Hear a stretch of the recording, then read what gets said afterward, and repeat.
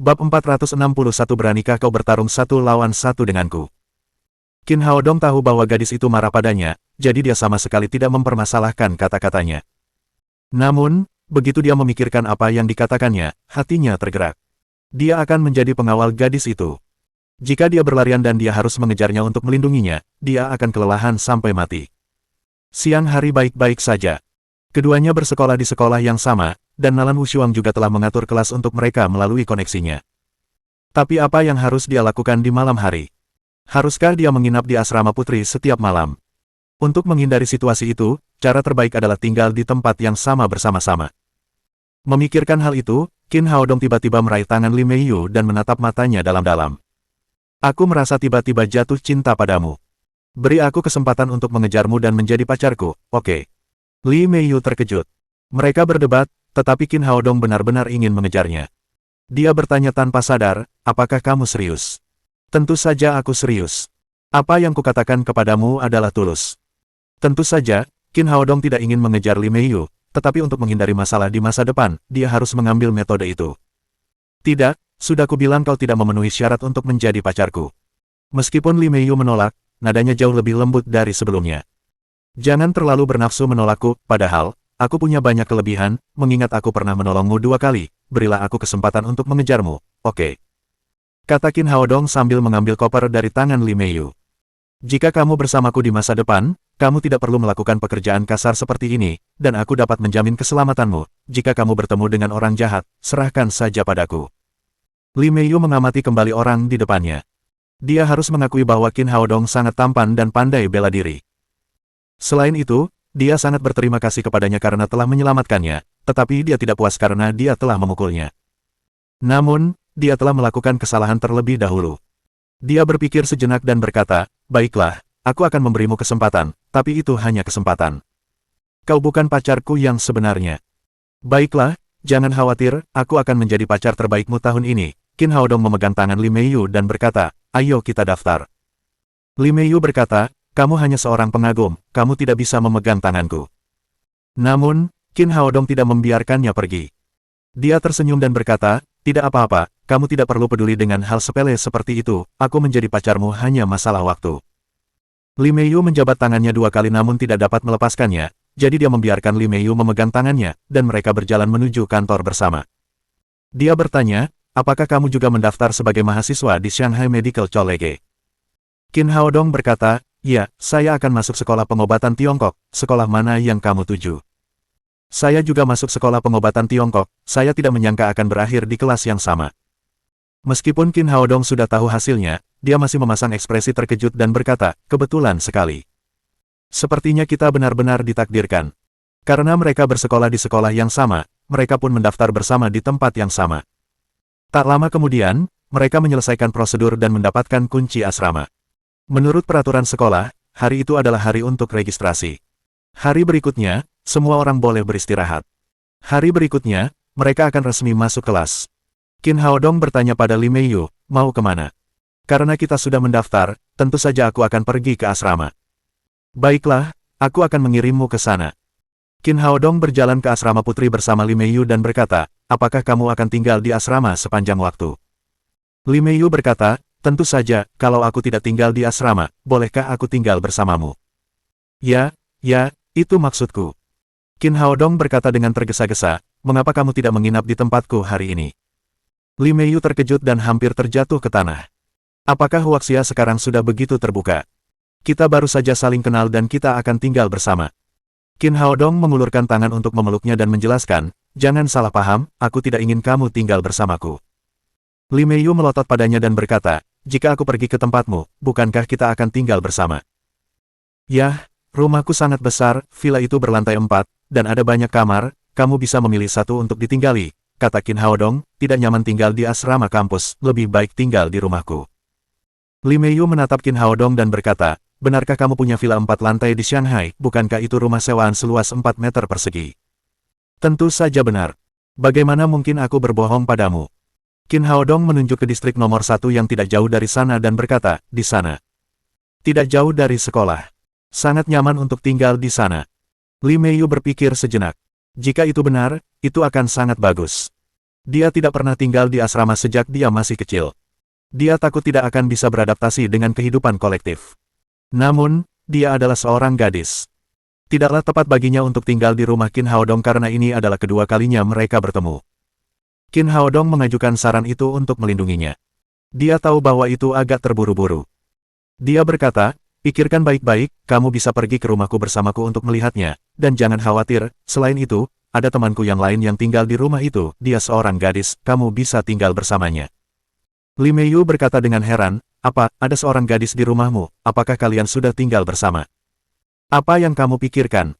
Qin Haodong berkata, itu hanya temanku, dia baru saja pindah siang ini, kami tinggal terpisah. Mereka berbincang sambil berjalan. Dari kantor pendaftaran ke asrama putri, mereka harus melewati lapangan basket. Saat itu, ada 7 atau 8 orang yang bermain di lapangan basket. Beberapa orang itu bermain dengan baik, dan level mereka sangat tinggi. Lebih dari selusin orang berkumpul untuk menonton mereka, dan beberapa gadis terus berteriak dan bersorak. Harus dikatakan bahwa anak laki-laki yang bisa bermain basket saat masih menjadi siswa cukup mudah dalam hal menarik perhatian anak perempuan.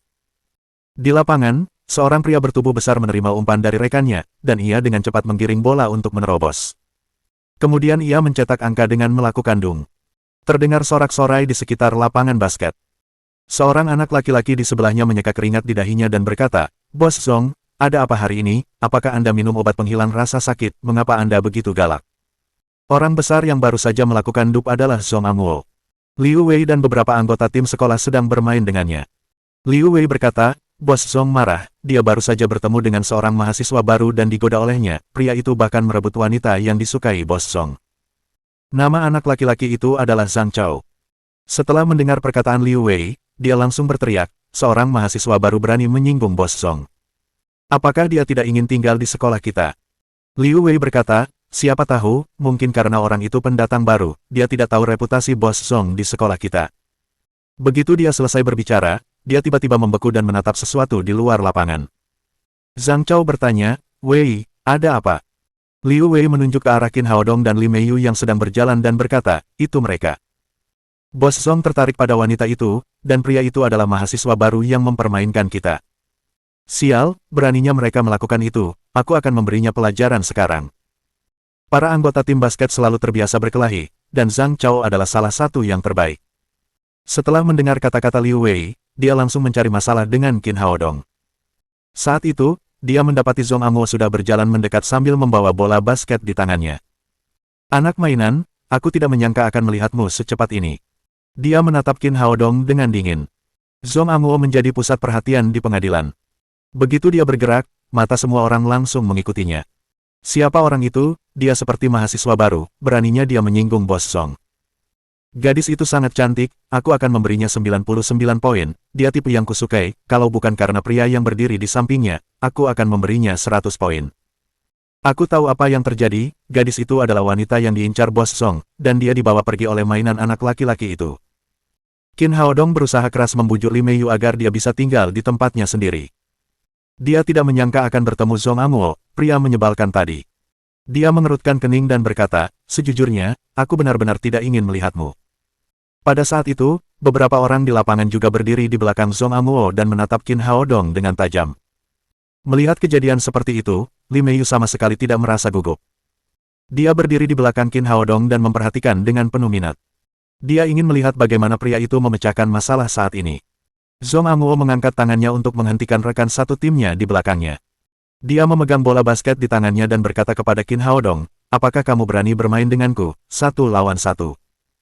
Qin Haodong berkata, tolong, aku sedang sibuk, tidakkah kau lihat ada seorang gadis cantik bersamaku, bagaimana aku bisa punya waktu untuk bermain denganmu?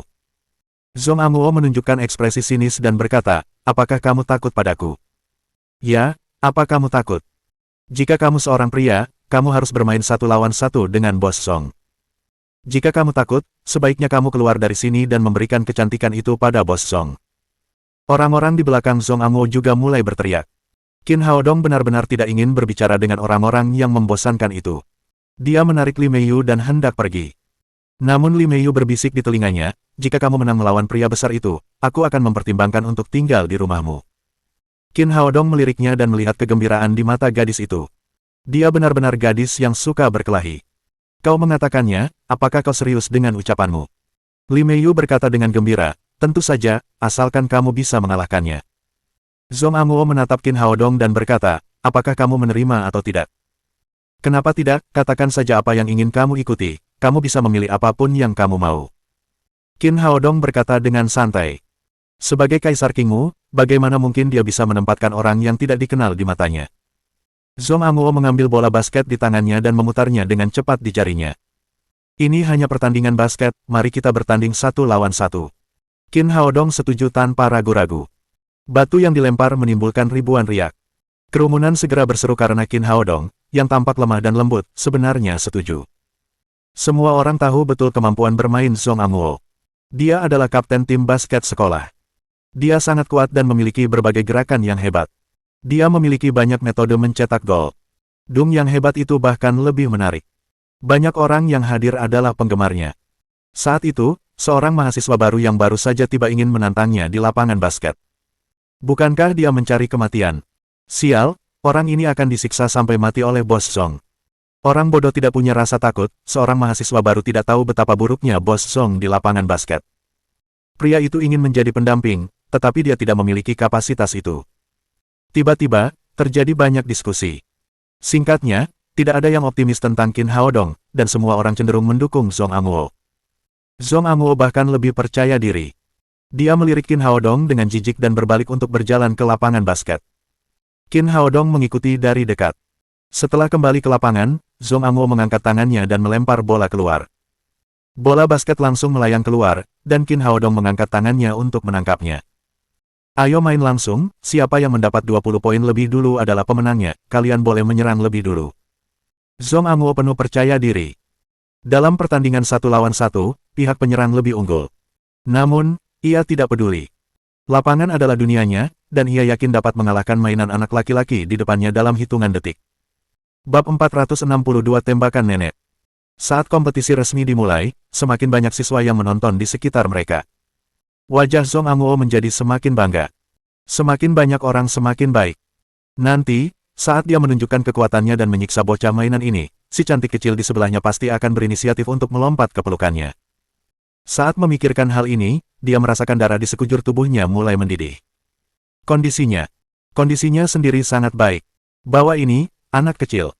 Dia berkata dengan bangga kepada Qin Haodong. Dentuman, dentuman, dentuman. Qin Haodong menggiring bola dengan santai beberapa kali. Meskipun ia pernah bermain basket beberapa kali, ia tidak ahli dalam hal itu. Namun sekarang berbeda. Dia adalah seorang ahli di alam kekuatan tertinggi tingkat 3 dengan roh yang kuat. Sesuatu seperti bola basket langsung menjadi mudah di tangannya. Dia membawa bola keluar dari garis 3 poin.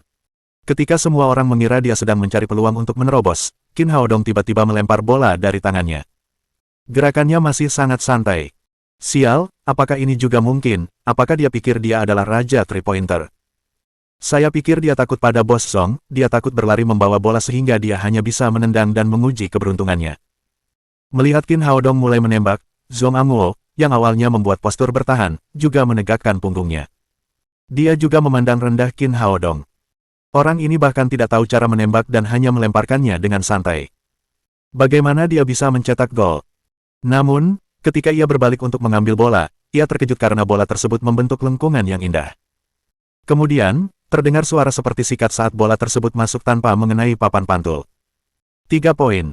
3 angka ini bagaikan palu yang berat. Suara di sekitar langsung mereda. Sial, kapan bola 3 angka menjadi semudah itu? Bola itu mendarat setelah dia melemparkannya dengan santai. Beruntung, pasti beruntung, kalau tidak, bola ini pasti tidak akan masuk. Tidak ada yang menyangka Qin Haodong akan seyakin ini.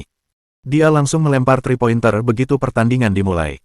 Yang tidak mereka ketahui adalah bahwa setelah dikunci oleh spirit, tembakan Qin Haodong lebih akurat daripada panduan radar. Bahkan jika dia tidak ingin radar itu masuk, itu tidak mungkin. Meskipun ia melempar bola basket segera setelah pertandingan dimulai, Zhong Amuo tidak peduli. Menurutnya, Qin Haodong telah melemparkannya karena iseng. Bola itu masuk karena keberuntungan dan pastinya tidak akan masuk untuk kedua kalinya. Dia mengambil bola itu dan menepuknya. Lalu melemparkannya lagi ke Qin Haodong. Nak, lakukan lagi kalau kamu bisa. Qin Haodong menangkap bola, lalu tersenyum padanya. Kali ini dia bahkan tidak repot-repot menggiring bola, dia mengangkat tangannya dan melemparnya. Yang biasanya dilakukan semua orang adalah menembak, sedangkan yang dilakukannya adalah melempar. Dia melempar bola dengan santai. Apa yang dilakukan orang ini? Mungkinkah dia benar-benar akurat? Zhong Amuo menoleh dan melihat keranjang. Suara gesekan terdengar saat bola sekali lagi melewati ring tanpa mengenai papan pantul. Ini, dia benar-benar akurat.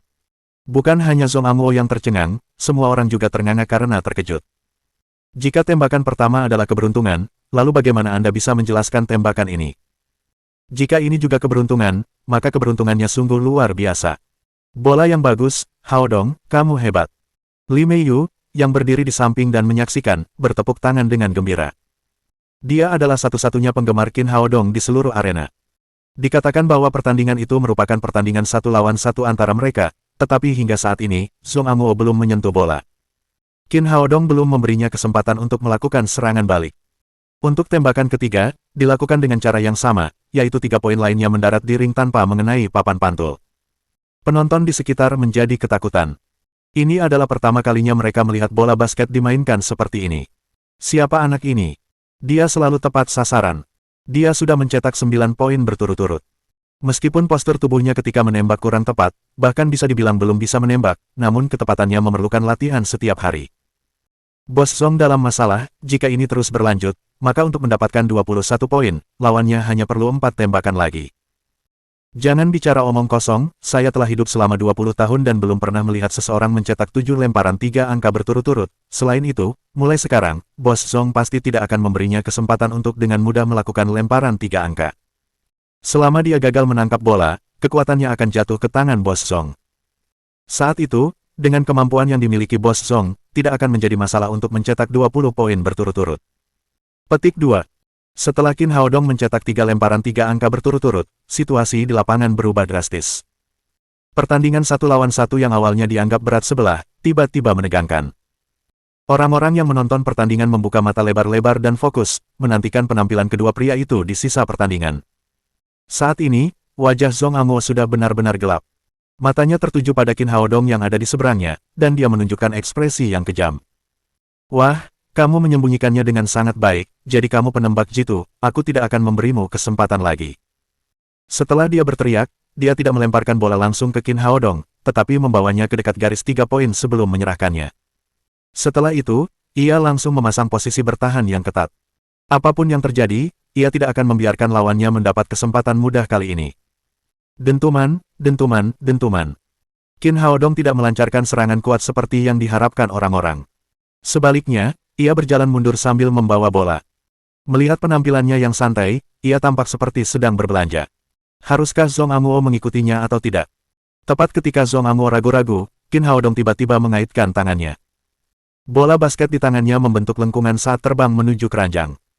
Sial, apakah ini juga mungkin? Sekarang aku mengerti, anak ini hanya bisa melakukan lemparan 3 angka dan dia tidak tahu cara bermain. Meskipun dia memimpin sekarang, dia tidak akan menang. Saya belum pernah melihat hook besar sejauh 3 meter dari garis 3 poin sepanjang hidup saya. Dengan pengalaman saya selama bertahun-tahun bermain basket, mustahil untuk berhasil.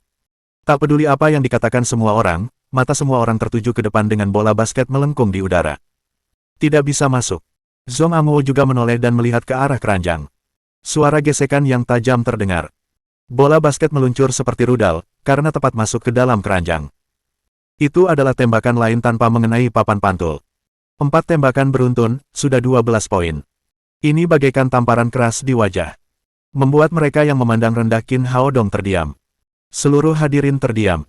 Namun setelah hening sejenak, terdengar sorak-sorai. Meskipun sebagian besar orang ini mendukung Zhong Amuo, tembakan ajaib Qin Hao Dong begitu menakjubkan sehingga mereka tidak bisa tidak bertepuk tangan. Baca lebih lanjut bab pada novel Veip.com. Luar biasa. Dia bisa mencetak gol dari jarak yang sangat jauh. Bahkan NBA tidak punya kemampuan seperti ini, kan? Sudah berakhir bagi Bos Zhong, dia telah bertemu lawannya. Dengan sorak-sorai yang memekakkan telinga, makin banyak orang berkumpul di sini. Awalnya, jika ada begitu banyak penonton, Zhong Amuo akan tertawa senang. Namun, sekarang berbeda. Dia tampak begitu muram sehingga tampak seperti meneteskan air.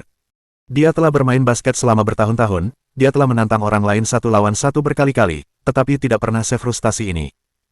Dia memiliki banyak keterampilan, tetapi tidak memiliki kesempatan untuk menunjukkannya. Dia hanya bisa melihat lawannya menembak di atas kepalanya.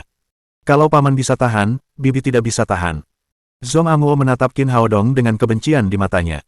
Dia mengambil bola sekali lagi dan berjalan selangkah demi selangkah menuju Qin Haodong. Ekspresinya kali ini sangat serius. Setelah mengubah posisi bertahannya, dia melempar bola basket ke Qin Haodong. Tepat pada saat Qin Haodong menangkap bola, Zhong Anguo segera mendekat ke arahnya. Pertahanan ketat seperti ini di luar garis 3 poin sangat sulit dipahami bagi banyak orang yang baru datang untuk menonton pertandingan. Mengapa Bos Zhong tetap bertahan di dekat ring ketika dia masih jauh dari ring? Apakah dia tidak takut ruangnya terlalu besar sehingga bisa ditembus oleh lawan? Tepat ketika orang-orang ini terkejut dan bingung, Qin Haodong mulai menggiring bola. Dia mundur selangkah, sementara Zhong Anguo menempel padanya seperti musuh bebuyutan. Menurut pendapatnya, dia memiliki keunggulan tinggi badan yang besar. Selama dia menempel pada lawannya, maka lawannya tidak akan memiliki kesempatan untuk bergerak. Skor, skor, skor. Di bawah kepemimpinan Li Meiyu, banyak orang tidak dapat menahan diri untuk tidak berteriak. Sorotan terbesar dari permainan ini adalah apakah tembakan 3 angka yang dahsyat ini dapat dilanjutkan. Namun, tak lama kemudian, semua orang menyadari bahwa Qin Haodong dipaksa oleh Zhong Anguo untuk mundur semakin jauh dari garis 3 poin. Selain itu, dia tampaknya tidak ingin menerobos saat ini. Orang ini sudah tamat, saya lihat dia tidak bisa menembus pertahanan lawan sama sekali. Tidak ada gunanya bahkan jika dia bisa menerobos, dengan kecepatan Bos Zhong, dia tidak akan bisa menerobos. Sepertinya keunggulan 12 poin tidak ada gunanya, orang ini hanya bisa melakukan lemparan 3 angka dan tidak bisa melakukan hal lain. Tepat ketika semua orang kembali berpikiran negatif terhadap Qin Haodong, sebuah pemandangan yang membuat mereka terbelalak muncul sekali lagi. Mereka melihat Qin Haodong membalikkan punggungnya ke arah Zhong Anguo yang tinggi dan kuat, lalu secara tak terduga memegang bola di tangannya dan melemparkannya ke arah keranjang di belakangnya. Sial, apa ini? Apakah ini granny shot yang legendaris? Tidak diragukan lagi, lemparan Qin Haodong adalah gerakan yang paling tidak populer di dunia basket. Gerakan ini umumnya digunakan oleh orang-orang yang tidak bisa bermain basket. Semua orang menyebutnya granny shot. Namun, gerakan yang sangat tidak populer inilah yang membuat Zhong Anguo tidak berdaya. Dia tidak bisa mengoper bola ke arah Qin Haodong. Bola basket itu terlepas dari tangan Qin Haodong. Bola itu melengkung lebar sebelum akhirnya masuk langsung ke gawang dengan suara desiran lagi. Seluruh penonton terdiam. Hati semua orang hancur. Ternyata ada seseorang yang bermain seperti ini. Bola dilempar tanpa menoleh dengan membelakangi keranjang. Bahkan dilakukan dengan granny shot, gerakan yang paling tidak populer. Namun, tembakannya masuk. Oleh karena itu, tidak ada gunanya marah. Zhong Anguo tercengang di tempat. Bukan karena dia tidak berdaya, tetapi lawannya sama sekali tidak bermain normal. Bahkan Zhang Bolun, kaisar bola basket, mungkin tidak akan mampu bertahan melawan gaya menembak ini. Dengan 5 lemparan 3 angka berturut-turut, skor menjadi 15-0. Hal itu membuat kapten tim basket ini benar-benar tercengang. Ketika dia memegang bola basket di tangannya lagi, dia berkata dengan muram, "Apa kamu hanya tahu cara melakukan lemparan 3 angka? Tidak bisakah kamu melakukan hal lain?" Dia ingin membuat Qin Haodong marah agar lawannya mengubah cara dia mencetak angka. Tidak ada cara lain, karena lemparan 3 angka seperti ini sudah membuatnya putus asa. "Aku tidak bisa, karena aku menyukainya." Qin Haodong tersenyum padanya dan kemudian melemparkan lemparan 3 angka yang luar biasa setelah mengambil bola. Zhong Anguo tidak lagi memiliki keberanian untuk berbalik dan melihat. Dia dapat menebak dari sorak-sorai yang keras di sebelahnya bahwa Qin Haodong telah mencetak gol lagi. Dia tidak mengerti bagaimana tangan orang ini bisa tumbuh. Bagaimana dia bisa menembak setiap kali. Mungkinkah dia punya radar di kepalanya? Kenyataannya tidak jauh berbeda dari dugaannya. Semangat dalam diri Qin Haodong bahkan lebih akurat daripada radar. Tidak ada ketegangan dalam pertandingan ini. Pada akhirnya, Qin Haodong mengalahkan Zhong Anguo dengan lemparan 3 angka lainnya, memenangkan pertandingan dengan selisih skor yang lebar yaitu 21-0. Suara sorak-sorai terdengar. Orang-orang bertepuk tangan untuk Qin Haodong satu demi satu. Li Meiyu yang gembira bergegas menghampiri untuk memeluk Qin Haodong. Zhong Anguo berdiri di lapangan, matanya menyala karena marah. Dia berteriak pada Qin Haodong, "Saya tidak menerima ini tidak adil. Jika saya mendapatkan bola terlebih dahulu, saya pasti bisa mencetak skor 21-0 melawan Anda." Liu Wei dan yang lainnya juga berteriak, "Benar sekali, jika Bos Zhong tidak memberinya bola, dia tidak akan punya kesempatan untuk mencetak gol sama sekali." Li Meiyu melotot ke arah beberapa orang dan berteriak, "Kenapa kalian semua begitu tidak tahu malu? Pria besar itu sendiri yang menyerahkan bola, bagaimana kalian bisa menyalahkan orang lain?" Bab 463 mainkan sampai Anda yakin. Di bawah perhatian semua orang, meskipun Zhong Amuo tahu bahwa dia telah kalah, dia tidak bisa kehilangan muka dan berseru, jika kamu mampu, maka mari kita bermain lagi. Biarkan aku bermain dulu. Qin Haodong meliriknya dan berkata dalam hatinya bahwa orang ini terlalu tidak tahu malu. Dia berpura-pura memberikan bola kepadaku terlebih dahulu, dan sekarang dia tidak mau mengakui kekalahan setelah kalah, karena kamu sangat tidak tahu malu, aku akan memukul wajahmu dengan kejam. Qin Haodong berkata, baiklah, kamu sendiri yang mengatakannya, jadi jangan menyesalinya. Melihat Qin Haodong setuju, Zhong Amuo langsung gembira. Menurutnya, Qin Haodong hanya bisa melakukan lemparan 3 angka, jadi dia tidak bisa bersaing dengannya dalam aspek lain. Selama dia memegang bola, Qin Haodong hanya bisa menerimanya tanpa daya. Tentu saja aku tidak akan menyesalinya. Aku akan terus bermain sampai kamu merasa sengsara. Setelah dia berbicara, dia langsung mengambil bola dan berjalan menuju garis servis. Melihat adanya semangat untuk menonton kembali, masa yang hendak bubar itu pun mundur kembali keluar pengadilan dan terus menonton dengan semangat. Zhong Amuo memegang bola basket dengan satu tangan, seolah-olah lapangan telah dikendalikan olehnya, dan berteriak pada Qin Haodong, apakah kamu siap? Aku akan mulai. Baiklah, bawa ini. Kata Qin Haodong dengan sangat santai. Dia juga berdiri di sana dengan sangat santai, tidak mengangkat lengannya seperti yang dilakukan Zhong Amuo. Dia juga tidak mengambil posisi bertahan. Dia sama sekali tidak terlihat seperti pemain, tetapi lebih seperti penonton di pinggir lapangan. Anak baru. Zhong Amuo menjadi lebih yakin bahwa Qin Haodong adalah seorang pemula yang tidak bisa bermain basket. Dentuman, dentuman, dentuman. Zhong Amuo menggiring bola dan berlari ke depan. Qin Haodong masih mengikutinya dengan santai. Karena kamu tidak tahu cara bertahan, maka aku juga akan menunjukkan lemparan 3 angkaku. Setelah mengambil keputusan, Zhong Amuo melakukan gerakan berhenti mendadak yang indah. Kemudian, ia melompat tinggi dan melempar bola dengan kedua tangan dengan postur standar. Setelah bola lepas dari tangannya, ia tersenyum puas dengan sudut mulutnya. Tangannya terasa sangat nyaman sehingga ia pasti akan mencetak 3-pointer. Bola yang bagus, Bos Zhong juga membuat lemparan 3 angka. Liu Wei dan Zhang Chao berteriak kegirangan di samping. Mereka ingin bos mereka memenangkan kembali permainan. Namun, sebelum mereka selesai berteriak, sosok Qin Haodong tiba-tiba muncul di udara. Tangan kanannya terangkat tinggi dan menghantam bola yang baru saja dilempar keluar. Sial, sebuah blok, orang ini benar-benar memblokir Bos Zhong. Bukan hanya penonton di sekitar mereka yang terkejut, bahkan Zhong Amuo pun sangat terkejut. Tingginya 1,95 meter, sedangkan Qin Haodong hanya 1,80 meter. Ada jarak yang sangat jauh di antara mereka, ditambah dengan tembakan lompat mundur Zhong Amuo, secara umum, mustahil untuk diblokir. Namun, pria di depannya adalah monster. Dia membuat sesuatu yang jelas-jelas mustahil menjadi sesuatu yang mungkin di sini. Namun, ini bukan akhir. Bola yang ditampar Qin Haodong telah memantul kembali dan mengenai pipi kiri Zhong Amuo. Begitu kuatnya sehingga pipi Zhong Amuo tidak hanya bengkak, tetapi juga membuatnya tidak dapat mengendalikan keseimbangan tubuhnya. Dia jatuh ke tanah dengan bunyi plok. Seluruh hadirin terdiam. Tidak seorang pun pernah melihat blok yang begitu dahsyat. Setelah tertegun sejenak, Zhang Chao dan Liu Wei segera bergegas maju. Mereka menunjuk Qin Haodong dan berteriak, apa yang kau lakukan bocah nakal? Tidak ada yang bermain seperti itu. Qin Haodong tersenyum dan berkata, kenapa, dia melepaskan tembakan sementara aku menghalanginya, apa yang salah dengan itu, apakah aku melakukan pelanggaran atau kalian tidak mampu untuk bermain? Zhang Chao dan Liu Wei langsung kehilangan kata-kata. Meskipun Zhong Amuo dipukul dengan keras, blok Qin Haodong bersih tanpa kecerobohan, jadi tidak ada pelanggaran. Dipukul benar-benar penghinaan. Mereka tidak bisa menyuarakan kepahitan mereka. Li Meiyu juga berlari ke arah Qin Haodong, lalu dia melotot ke arah mereka dan berkata, apa yang kalian lakukan, itu hanya sebuah blok, tertabrak adalah sebuah kecelakaan, apakah kalian mencoba untuk menipu? Orang-orang di sekitar mereka juga mulai berdiskusi. Tidak ada yang keberatan karena mereka berada di pihak Qin Haodong. Bagaimanapun, tidak peduli sepak bola atau basket, tidak pernah ada pelanggaran karena terkena bola, dan yang bisa disalahkan hanyalah pemain yang terkena karena tidak bertahan dengan baik.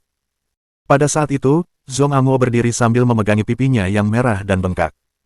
Meskipun ia frustrasi dengan pukulan ini, ia benar-benar tidak dapat menemukan alasan untuk mengeluh. Oleh karena itu, ia melambaikan tangan kepada Zhang Chao dan Liu Wei agar mereka mundur. Qin Haodong mengambil bola dan memutarnya di tangannya. Dia menatap Zhong Amuo dan berkata, aku tahu kamu tidak yakin, bagaimana dengan ini, ayo kita mulai lagi, bola itu masih milikmu, hari ini, aku akan bermain sampai kamu yakin. Perkataannya sangat mendominasi saat dia melemparkan bola. Zhong Amuo menangkap bola. Dia memang tidak yakin. Orang di seberangnya sepertinya tidak tahu cara bermain basket. Bagaimana mungkin Zhong Amuo kalah? Pertandingan 1-1 kembali dimulai. Zhong Amuo masih memimpin dalam penguasaan bola. Kali ini ia menjadi lebih berhati-hati. Ia terus maju membawa bola, mencari peluang, sementara Qin Haodong masih mengikutinya seperti sedang berbelanja. Ia tidak mencuri atau menekan ke depan, seolah menunggu Zhong Amuo untuk menembak.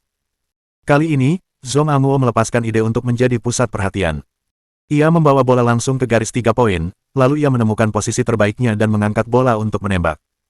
Begitu dia mengangkat bola, Qin Haodong melompat tiba-tiba. Lompatannya sangat mengagumkan karena dia benar-benar menutup jalur serangan bola. Zhong Amuo tersenyum aneh di sudut mulutnya yang bengkak.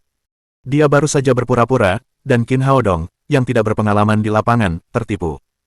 Seseorang tidak dapat terus-menerus menggantung di udara. Ketika tubuh Qin Haodong jatuh dengan cepat, Zhong Amuo langsung melompat. Bola di tangannya membentuk busur saat terbang keluar. Bola yang bagus, Bos Zhong benar-benar hebat, orang di seberangnya bahkan tidak bisa melihat gerakan palsu dan mudah ditipu. Akhirnya permainan kembali ke jalurnya, kali ini, Bos Zhong pasti akan mencetak gol. Tepat ketika semua orang mengira Zhong Amuo pasti akan berhasil kali ini, mereka melihat Qin Haodong mengetukkan jari kakinya dengan lembut ke tanah. Tubuh yang baru saja mendarat itu melompat lagi. Kali ini, ia melompat lebih cepat dan lebih tinggi. Setelah itu, ia mengulurkan tangan kanannya dan menghalangi bola yang baru saja melayang keluar. Jadi bagaimana jika Zhong Amuo berpengalaman dan realistis dalam kepalsuannya? Qin Haodong menunjukkan kepada semua orang bahwa kekuatan adalah yang utama.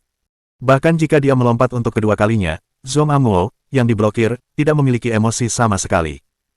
Dengan suara tamparan, bola itu melesat kembali bagai bola meriam dan mengenai pipi kanan Zhong Amuo, menyebabkan dia terjatuh ke tanah lagi. Dengan ini, pipi kanannya juga membengkak. Kedua sisinya sekarang sama. Hening. Penonton kembali terdiam. Apakah ini kebetulan atau memang disengaja? Pertama, sisi kiri wajah yang terkena, lalu sisi kanan. Jika tidak disengaja, maka itu terlalu kebetulan. Jika memang disengaja, maka kekuatan macam apa yang dibutuhkan untuk melakukan ini? Zhong Amuo bangkit dari tanah. Kedua pipinya bengkak, matanya membentuk garis lurus. Dia menatap Qin Haodong dengan marah. Dia ingin menelan bocah mainan itu hidup-hidup. Sejak kecil, dia adalah penguasa lapangan. Dia tidak pernah dipukul seperti ini dengan bola basket di wajahnya. Maafkan aku benar-benar minta maaf, itu kecelakaan. Benar-benar kecelakaan, gerakan palsumu terlalu bagus, jadi aku menggunakan terlalu banyak kekuatan, itulah sebabnya bola itu mengenai wajahmu. Qin Haodong mengambil bola basket itu sambil mencibir. Dia kembali ke depan Zhong Amuo. Demi menunjukkan permintaan maafku, ayo kita mulai lagi. Bola itu masih milikmu. Zhong Amuo menatap bola di depannya. Sebenarnya, dia sedikit takut. Meskipun orang di depannya tidak tahu cara bermain basket, dia adalah orang aneh yang bisa melompat untuk kedua kalinya dan memblokir bolanya. Bagaimana dia bisa memainkan permainan ini? Namun jika ia tidak menangkap bola itu, ia takut tidak akan pernah punya muka untuk kembali ke lapangan lagi, apalagi meneruskan jabatannya sebagai kapten tim sekolah. Dia ragu-ragu sejenak, tetapi akhirnya memutuskan untuk mengambil bola. Zhong Amuo kembali ke garis servis. Kemudian, ia membawa bola ke depan dan langsung menuju keranjang. Ia harus menggunakan kartu truf terakhirnya, yaitu Dung. Saat aku menembak, kamu bisa mengandalkan pantulanmu yang luar biasa untuk menghalangi. Kali ini aku ingin melihat bagaimana kamu akan menahan tembakan Dungku. Justru karena ini adalah hal terakhir yang bisa diandalkan, dia berani menyetujui permainan lain dengan Qin Haodong. Baca lebih lanjut bab di novelvp.com. Dia menggiring bola dengan cepat dan langsung berlari menuju keranjang. Melihat keranjang tepat di depannya, ia melompat maju dan melompat tinggi. Sambil memegang bola dengan kedua tangan, ia menuju keranjang dengan melakukan dung yang keras. Ia ingin melampiaskan depresi dan kemarahannya melalui dung ini. Dung selalu menjadi metode dengan skor tertinggi dalam bola basket, dan tingkat kesalahannya sangat rendah. Dalam pandangan semua orang, Dung Zhong Amuo pasti akan menang. Namun, tepat ketika bola di tangannya mengarah ke keranjang dari atas ke bawah, tiba-tiba sebuah tangan besar terulur dan menamparkan bola itu lagi. Awalnya, dengan tinggi Zhong Amuo yang mencapai 1,95 meter dan berat hampir 100 kg, ditambah dengan dung yang keras dan dahsyat ini, kekuatan bola akan sangat besar. Orang biasa tidak akan berani menghentikannya sama sekali. Namun, tangan besar di depannya seperti tembok. Bola di tangannya tidak hanya gagal menyelesaikan tembakan, tetapi malah memantul kembali dan menghantam dahinya. Kemudian, bola itu terbang tinggi dan keluar. Zhong Amuo merasa kepalanya terbentur keras. Ia sangat pusing hingga tidak dapat berdiri sama sekali setelah kakinya menyentuh tanah. Ia melangkah mundur 7 atau 8 langkah berturut-turut, lalu jatuh ke tanah dengan bunyi plop dan pingsan. Semua orang tercengang. Sebuah dum bahkan bisa diblok. Dia bahkan pingsan karena bola yang memantul dari blok. Hal ini jarang terjadi di lapangan basket. Setelah tertegun sejenak, Zhang Chao dan Liu Wei buru-buru membantu Zhong Amuo pindah ke bangku istirahat di sebelahnya. Setelah menepuk pipinya dan mencubitnya, dia akhirnya terbangun. Pada saat itu, pipi Zhong Amuo bengkak dan bengkak. Sekarang, memar biru keunguan besar bahkan muncul di dahinya, yang terlihat sangat aneh. Tidak ada orang lain yang bermain basket seperti ini. Dia membuka matanya dan menatap Qin Haodong dengan mata penuh amarah dan kengganan. Bukannya dia tidak bisa menerima kekalahan, tetapi dia merasa bahwa hari ini dia telah kalah seperti pecundang. Hatinya begitu tercekik sehingga dia ingin menjadi gila. Qin Haodong tersenyum sambil menatapnya. Kenapa, apakah kamu masih belum yakin? Kalau begitu aku akan melakukan sesuatu yang akan meyakinkanmu. Sambil berbicara, ia mengambil bola dan menuju ke garis 3 poin. Ia menggiring bola perlahan-lahan. Seluruh hadirin terdiam. Semua mata tertuju pada Qin Haodong, karena mereka tidak tahu apa yang akan dia lakukan. Apakah dia akan melakukan lemparan 3 angka lagi? Tapi tadi bahkan lemparan Granny pun digunakan. Apakah ada lemparan 3 angka yang lebih sulit? Bahkan orang aneh seperti dia pun bisa menyundul bola ke dalam keranjang. Ketika semua orang menebak satu persatu, Qin Haodong tiba-tiba bergerak. Tubuhnya secepat embusan angin. Dentuman, dentuman, dentuman. Di tengah suara dribblenya yang cepat, langkah kakinya tiba di garis lemparan bebas. Pada saat itu, pupil semua orang mengecil karena mereka sangat terkejut. Apakah dia akan melakukan dung dari garis lemparan bebas? Bagaimana mungkin, langkah sulit seperti itu hanya muncul di NBA, tidak ada seorang pun di Huaxia yang pernah mampu menyelesaikannya. Ya ampun, dia benar-benar terbang. Tubuh Qin Haodong melonjak sambil memegang bola basket di satu tangan. Dia seperti dewa perang yang tak terkalahkan. Pukulan keras. Segera setelah itu terdengar suara ledakan keras. Seluruh ring basket bergetar karena benturan keras itu. Bab 464 palsu. Setelah melakukan dung, Qin Haodong menggantung di keranjang dengan satu tangan. Pada saat itu, tidak diragukan lagi bahwa dia adalah raja lapangan. Dung ini telah menggemparkan dunia dan menggemparkan jiwa. Seluruh stadion menjadi sunyi senyap. Pandangan semua orang tertuju pada Qin Haodong seolah-olah mereka telah terpesona. Berdebar. Dia melompat dan meloncat turun dengan santai dan elegan. Tampan sekali. Dia terlalu tampan, aku ingin menjadi pacarnya, aku ingin menikahinya, aku ingin melahirkan anak-anaknya. Banyak penonton wanita yang seperti bunga yang terobsesi melihat Qin Haodong yang bersinar terang. Mata mereka penuh dengan bintang-bintang kecil. Wajah Li Meiyu memerah karena kegembiraan. Tangannya mengepal dan jantungnya berdetak lebih cepat dari biasanya. Dia telah menemukan bahwa pria yang berteriak mengejarnya itu cukup tampan. Qin Haodong melirik Zhong Amuo dan yang lainnya yang benar-benar tercengang. Bagaimana menurutmu, apakah kalian menerimanya atau tidak? Saat ini, tak seorang pun berani membuat keributan. Dia hanya bertanya dengan santai dan tidak butuh jawaban. Setelah itu, dia menghampiri Li Meiyu dan mengulurkan tangannya sambil tersenyum. Li Meiyu, dengan pipi kemerahan, juga mengulurkan tangan putih kecilnya. Qin Haodong menggenggamnya saat mereka meninggalkan stadion bersama di bawah perhatian penonton. Sosok mereka yang sangat cantik menarik perhatian semua orang. Banyak orang mendengar hati mereka hancur. Ada yang berdebar untuk Qin Haodong dan ada yang untuk Li Meiyu. Baru setelah sosok mereka menghilang seluruhnya, teriakan kaget yang menggetarkan bumi pecah di dalam stadion. Sial, apa yang baru saja kulihat? Sebuah dung meluncur dari garis lemparan bebas, apakah Jordan datang ke sekolah kita? Apa yang kamu bicarakan? Dia jelas orang Cina, lagi pula, dia tidak setinggi Jordan. Di mana pahlawannya? Mengapa dia pergi? Tolong pegang lututku. Di masa depan saat bermain basket, aku tidak akan menyerah pada siapapun kecuali dia. Di tengah banyak diskusi, Zhong Amuo dan Liu Wei tampak sangat pucat. Baru saja, gerakan gliding split yang mengejutkan itu langsung menghancurkan kepercayaan diri mereka. Itu membuat mata mereka benar-benar tenggelam dalam kegelapan. Wajah Zhong Amuo muram, bahkan memar. Orang-orang tidak dapat melihat suasana hatinya, karena ia langsung pergi bersama Liu Wei dan yang lainnya. Setelah Qin Haodong dan Li Meiyu pergi, Qin Haodong menoleh dan berkata kepada Li Meiyu, "Jadi, aku menang, bukankah sebaiknya kamu mempertimbangkan untuk tinggal di tempatku?" Li Meiyu tersenyum licik dan berkata, "Aku selalu menepati janjiku, sekarang aku sedang memikirkannya, aku akan memberitahumu keputusanku setelah aku selesai memikirkannya."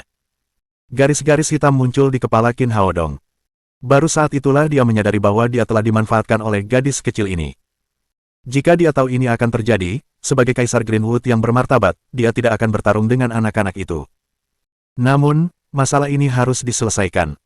Jika Li Meiyu tidak tinggal di sana, dia akan diam-diam berjongkok di depan asrama putri pada malam hari. Melihat kekecewaan Qin Haodong, Li Meiyu tersenyum dan berkata, "Kenapa? Apakah kamu terburu-buru untuk tinggal bersamaku?" Qin Haodong mengangguk putus asa. Dalam hatinya, dia berkata, "Jika kamu tidak tinggal di sana, maka aku akan melawan angin dan embun dan tinggal di luar." Menjadi pengawal itu sangat sulit. Tidak mudah untuk mendapatkan 1 juta sehari. Li Meiyu berkata, "Kalau begitu kabulkan satu permintaanku lagi, kalau kamu bisa, aku akan tinggal di tempatmu." Qin Haodong menatapnya dengan penuh tanya dan berkata, "Apakah kamu yakin tidak akan mempertimbangkannya kali ini?" "Aku yakin, aku akan segera pindah ke rumahmu jika kau bisa memenuhi keinginanku." Qin Haodong berkata, "Baiklah, katakan padaku, apa yang kau inginkan dariku?" Li Meiyu mengangkat tangannya, lalu menunjuk poster di sebelahnya dan berkata, "Saya ingin tiket untuk konser ini." Qin Haodong menoleh dan melihat ada poster besar di dinding tepat di sebelahnya. Ada bintang wanita yang bersinar di poster itu. Setelah melihatnya, hatinya terasa berubah. Bukankah itu Ouyang Sanshan? Kapan dia datang ke Shanghai untuk menggelar konser? Li Meiyu berkata, "Ouyang Sanshan adalah idolaku, namun, sayang sekali aku belum pernah menonton konsernya secara langsung. Selama kamu mengabulkan permintaanku, aku akan setuju untuk tinggal bersamamu." Qin Haodong setuju tanpa ragu. Jika orang lain, itu tidak akan semudah itu. Namun, dengan hubungannya dengan Ouyang Sanshan, tidak akan terlalu sulit untuk mendapatkan 2 tiket. Li Meiyu berkata, "Apa kamu yakin bisa mendapatkannya? Kamu tahu, tiket Ouyang Sanshan sudah terjual habis setengah bulan yang lalu. Aku sudah beberapa kali ke sana. Bahkan Calo pun tidak punya tiket. Jangan khawatir, yang perlu kamu lakukan hanyalah menunggu untuk pindah ke tempatku." Selama percakapan mereka telah tiba di bagian bawah asrama putri. Karena manajemen kampus sangat ketat, anak laki-laki tidak diizinkan memasuki asrama putri. Qin Haodong hanya bisa mengirimnya ke sini. Setelah mereka berdua bertukar nomor telepon, Li Meiyu masuk ke asrama. Qin Haodong lalu berbalik dan pergi. Dia tidak terburu-buru ke asrama putra. Lagi pula, ada Jia Xihan di rumah, yang bahkan tidak bisa menggunakan kompor gas. Saat itu sekitar pukul 4 atau 5 sore saat dia tiba di rumah. Namun, dia tidak melihat gadis itu setelah dia masuk. Sebelum keluar, dia sudah berpesan pada Jia Xihan agar lebih sering keluar agar bisa berbaur dengan masyarakat secepatnya. Gadis ini tampaknya sangat penurut. Setelah dipikir-pikir, dia masih merasa sedikit khawatir. Sekarang masyarakat sudah begitu rumit dan Jia Xihan begitu polos dan mudah tertipu, lebih baik keluar dan melihat-lihat. Qin Haodong keluar melalui gerbang villa dan berjalan perlahan. Setelah beberapa saat, dia melihat pasar bebas di depannya. Ada banyak orang berkumpul di pintu. Dia tidak tahu apa yang telah terjadi. Karena memiliki semangat untuk menyaksikan kegembiraan itu, dia pun berjalan mendekat. Namun, dia terkejut menemukan Jia Xihan di antara kerumunan. Hanya saja, situasinya saat ini tampaknya tidak begitu baik. Pipinya memerah dan matanya dipenuhi amarah, sementara orang-orang di sekitarnya menunjuk ke arahnya. Qin Haodong tidak terburu-buru. Pertama, dia ingin mencari tahu apa yang sedang terjadi. Kedua, dia juga ingin melatih Jia Xihan dan meningkatkan kemampuannya dalam menangani berbagai hal. Orang-orang di sekitarnya terus berbicara tanpa henti. Tak lama kemudian, ia mendengar beberapa hal tentang apa yang sedang terjadi. "Aku benar-benar tidak menyangka gadis secantik dia mau menggunakan uang palsu untuk membeli buah. Sekarang ini, orang-orang tidak bisa hanya melihat permukaannya saja. Bagaimana mungkin seorang paman besar yang berjualan buah tidak mengenali uang palsu? Kudengar gadis itu mengeluarkan 3 lembar uang palsu sekaligus. Aku benar-benar tidak menyangka seseorang secantik itu memiliki hati yang begitu gelap. Anda tidak bisa menilai orang dari penampilannya, dia terlihat sangat murni, tetapi melakukan sesuatu yang sangat kotor." Jia Xihan berada di tengah kerumunan, mencoba menjelaskan dirinya sendiri. Dia panik karena marah. Di seberangnya ada seorang pria parubaya berusia sekitar 40 tahun. Dia menarik truk penuh buah-buahan dengan sepeda roda 3. Wajah pria itu tampak jelek dan garang, dan dia memarahi Jia Xihan dengan keras. Dia berteriak dengan marah, "Saya benar-benar belum pernah melihat orang seperti Anda yang menggunakan uang palsu untuk menipu kami, orang-orang miskin. Apakah kami petani yang tidak berpendidikan? Tahukah Anda betapa sulitnya bagi kami para petani untuk menanam buah? Aku menahan diri saat kau menggunakan 2 lembar uang palsu tadi, jadi aku memintamu untuk menukarnya dengan yang lain. Siapa tahu itu uang palsu lagi. Ini terlalu menjijikkan. Panggil polisi. Aku harus mengirimmu ke kantor polisi hari ini." Orang-orang selalu terbiasa bersimpati dengan yang lemah. Setelah apa yang dikatakan pria parubaya itu, orang-orang sekali lagi menuding Jia Xihan. Benar sekali, kamu bisa menipu siapa saja, tetapi kamu memilih untuk menipu petani. Apakah menurutmu mudah bagi petani untuk menanam buah? Anda benar-benar tidak tahu malu, ini sama saja dengan menindas petani karena tidak berpendidikan. Anda tidak hanya menghabiskan 1 lembar uang palsu, tetapi 3 lembar sekaligus. Berapa lama waktu yang dibutuhkan petani untuk menghasilkan uang sebanyak itu? Jia Xihan tampak polos dan marah saat berkata, kamu berbohong, aku tidak menggunakan uang palsu. Uang yang aku gunakan sekarang adalah uang kakak, bagaimana mungkin itu palsu? Pria parubaya itu tertawa dingin dan berkata, kakak, kurasa kakak itu bukan orang baik untukmu, dia adalah seorang pengedar yang menghasilkan uang palsu. Omong kosong, kakak orang baik, dia tidak mungkin memberiku uang palsu. Melihat orang yang memfitnah Qin Haodong, Jia Xihan menjadi semakin marah. Aku tidak peduli dengan kakakmu yang menyebalkan itu, lagi pula, uang yang kau berikan padaku adalah uang palsu, kau harus memberiku penjelasan hari ini, atau kau akan dibawa ke kantor polisi. Kamu bohong, aku tidak menggunakan uang palsu, uang itu bukan milikku. Bukan milikmu, lalu milik siapa? Apakah kamu mengatakan aku menukarnya untuk menipu kamu? Pria parubaya itu menunjuk dengan marah ke arah Jia Xihan dan berkata, karena kamu tidak akan mengakuinya, maka mari kita pergi ke kantor polisi dan memberikan alasan kepada polisi. Ekspresi Jia Xihan berubah. Sebagai seorang gadis yang tidak terlalu terlibat dalam dunia, dia memiliki rasa takut yang tak terlukiskan terhadap polisi.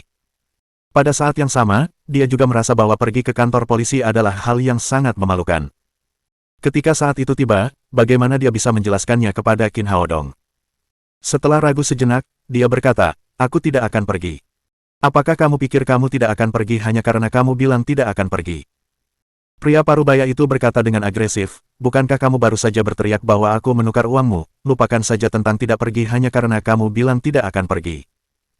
Hari ini, Anda harus mengganti kerugian saya, 3 lembar uang palsu senilai 300 yuan, Anda telah menunda bisnis saya begitu lama, jadi Anda harus mengganti kerugian saya sebesar 200 yuan lagi, Anda harus mengganti kerugian saya sebesar 500 yuan, atau kami akan menemui Anda di kantor polisi. Dia mencibir dan menatap Jia Xihan. Gadis kecil, kamu tidak terlihat tua, cepat selesaikan masalah ini, atau cerita tentang kamu yang menghabiskan uang palsu akan menyebar, apa yang akan dipikirkan orang-orang di sekitarmu tentangmu, aku khawatir kamu tidak akan bisa menikah di masa depan. Jia Xihan tampak sangat marah sambil mengepalkan tangannya.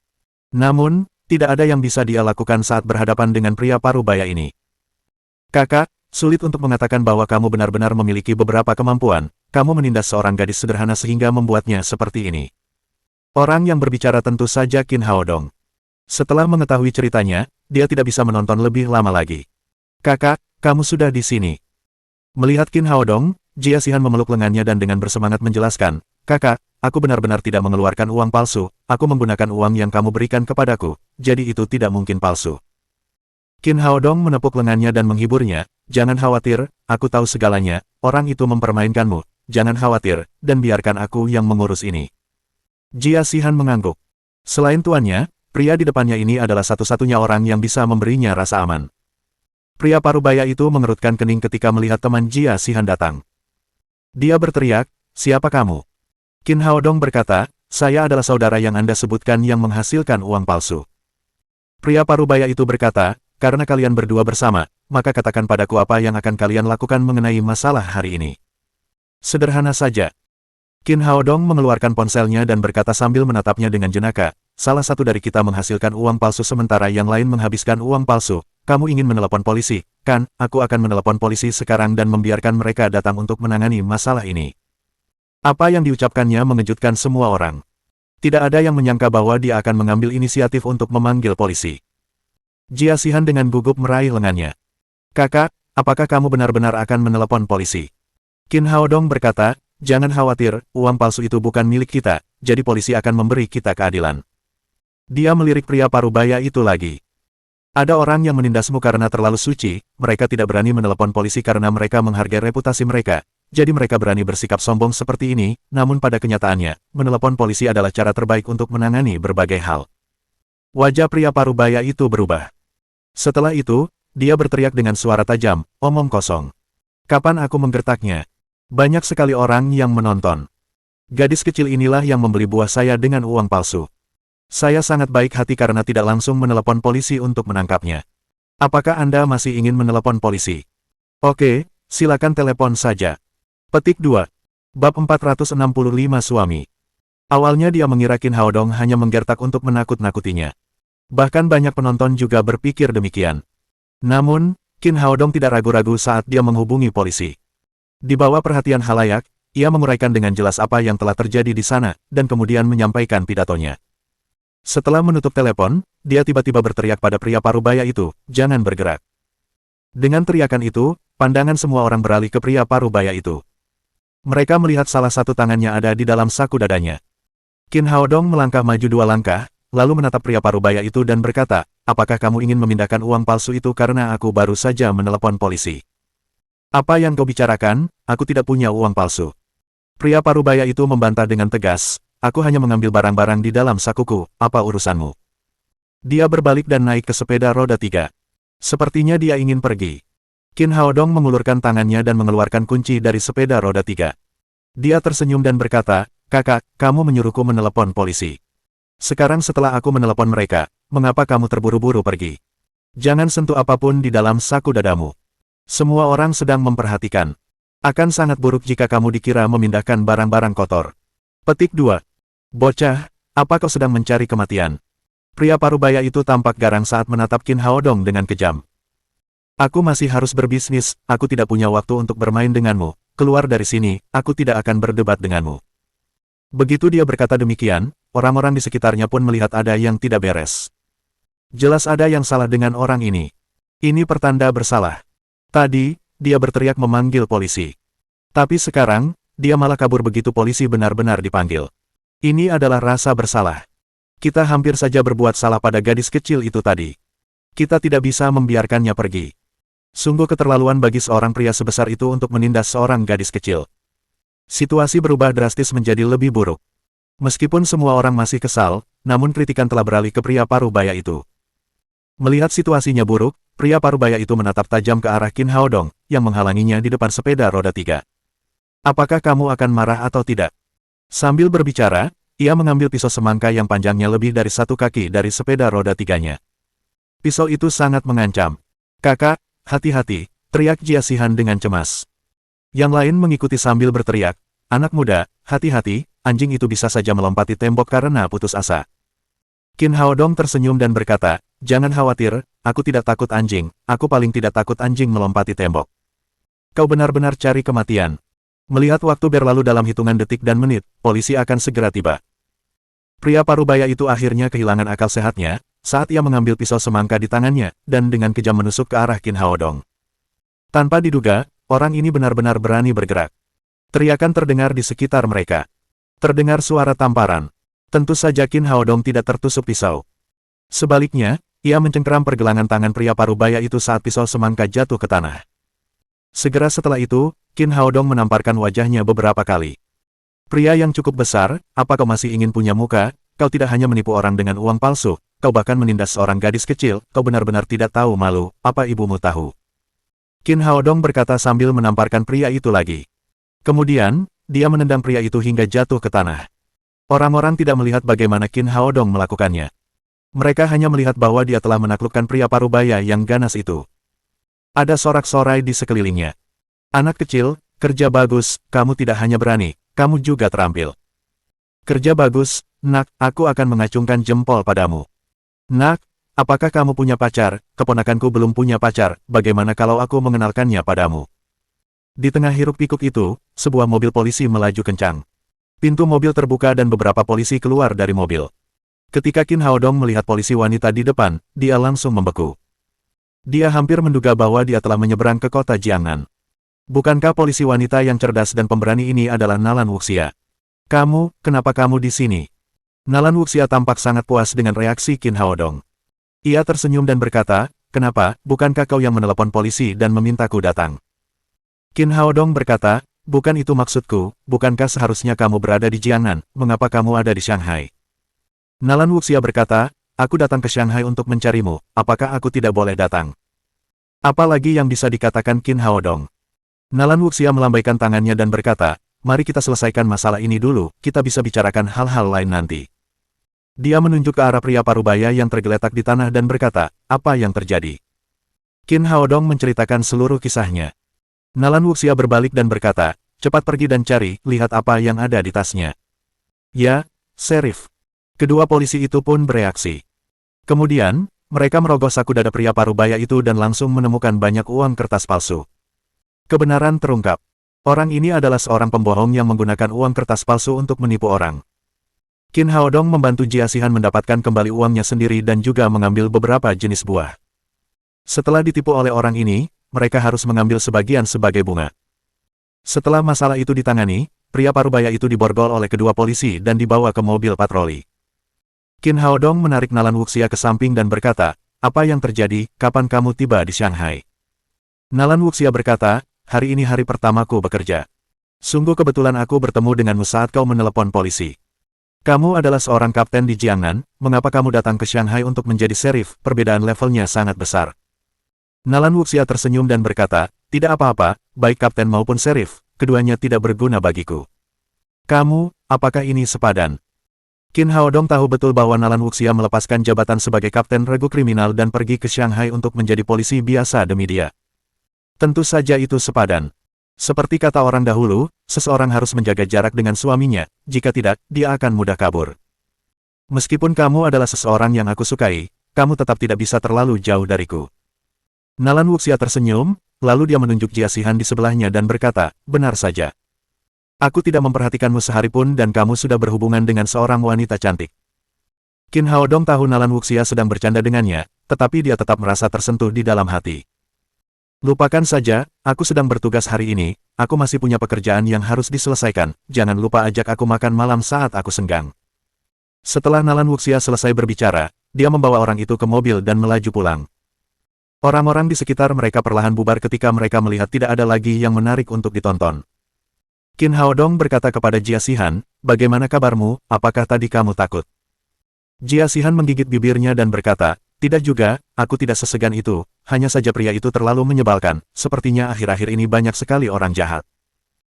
Qin Haodong berkata, masyarakat ini sangat rumit, ada banyak orang baik, tetapi juga banyak orang jahat, karena Anda ingin memasuki masyarakat. Anda perlu belajar cara membedakan antara orang baik dan orang jahat, dan belajar melindungi diri sendiri, oleh karena itu, saya ingin Anda lebih banyak keluar untuk memperkaya pengalaman Anda. Jia Xihan mengangguk dan berkata, saya mengerti. Qin Haodong memikirkannya, lalu mengajaknya ke toko ponsel di seberang mereka untuk membeli ponsel dummy. Nanti, telepon aku jika kamu menemui masalah di luar. Aku akan membantumu menyelesaikannya. Jia Xihan setuju dan mengambil telepon itu. Mereka berdua kemudian membeli beberapa hidangan untuk makan malam sebelum kembali ke villa. Setelah mereka kembali ke rumah, Qin Haodong mengajarinya cara menggunakan ponsel. Kemudian dia berkata, kamu harus mencari pekerjaan, menghasilkan uang adalah hal kedua, tujuan utamamu adalah untuk cepat berbaur dengan masyarakat. Jia Xihan berkata, saya mengerti hal ini, tetapi saya hanya tahu cara memainkan Guqin, saya tidak bisa melakukan hal lain. Qin Haodong memikirkannya. Ini jelas merupakan masalah. Gadis kecil di depannya hampir setengah dari orang yang hidup dalam sejarah. Tidak akan mudah untuk mendapatkan pekerjaan di masyarakat yang membutuhkan kualifikasi akademis di mana-mana. Tiba-tiba hatinya tergerak. Ia teringat pada Li Meiyu yang menginginkan tiket konser, lalu berkata, aku akan membantumu mencari pekerjaan yang bisa memainkan Guqin, apakah kau menginginkannya? Jia Xihan mengangguk dan berkata, saya bersedia, asal saya bisa memainkan Guqin. Qin Haodong mengeluarkan ponselnya dan menelepon Ouyang Sanshan. Di dalam stadion olahraga Shanghai, Ouyang Sanshan sedang melakukan pekerjaan persiapan intensif, karena besok adalah konsernya. Lagu utama konser ini adalah lagu barunya yang berjudul 100 Thoughts of Each Other. Lagu ini memiliki gaya sejarah yang kuat. Kedengarannya sangat bagus saat dinyanyikan. Namun, Ouyang Sanshan selalu merasa bahwa iringan bandnya tidak dapat menandingi nyanyiannya. Selalu ada kekurangan. Namun, sulit untuk menyalahkan mereka karena ia menyanyikan lagu bergaya historis.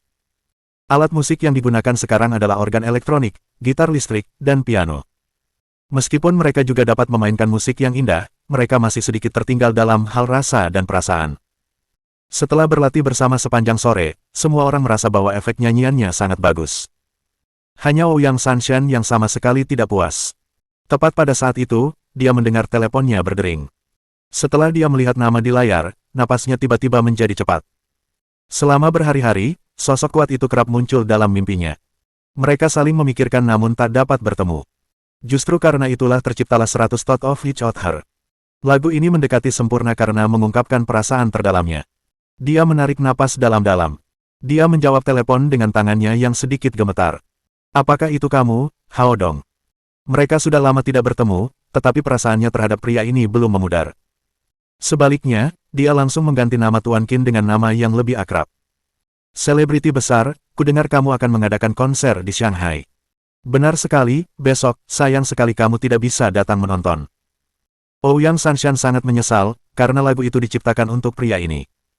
Namun, sangat disayangkan bahwa dia tidak dapat datang langsung untuk menonton konsernya.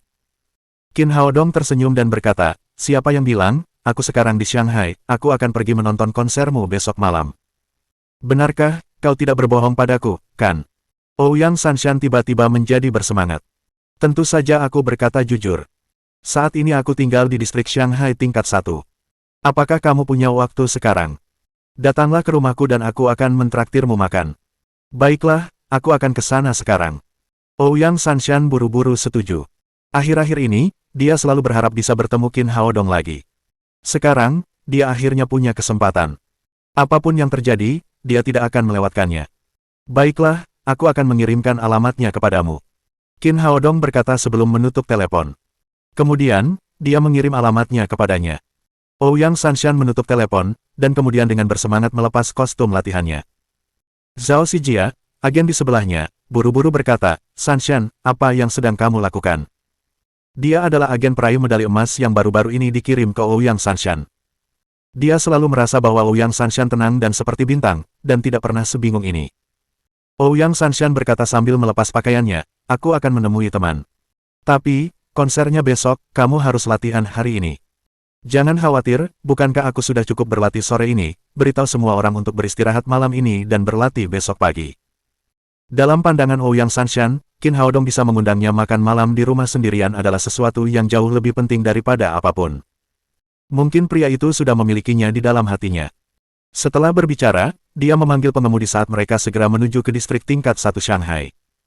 Mohon dukungan dari Om Ante-Ante sekalian buat subscribe agar Mimin terus semangat untuk up novel seru lainnya. Sekiranya ada kebutuhan buat subback, silakan inbox Mimin atau tuliskan di kolom komentar. Terima kasih.